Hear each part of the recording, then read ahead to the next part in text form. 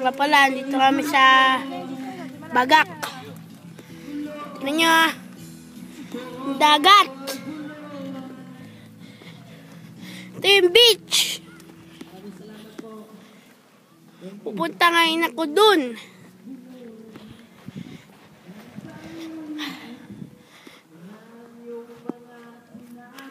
Dali.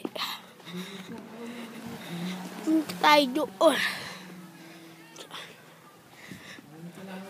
Nandun sila. Narinig nyo naman yung alon. Ayan. Ayan ang dagat ng Bagak.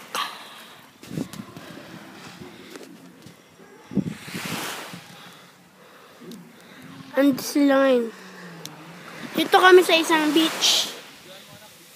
Sa Pardo Resort.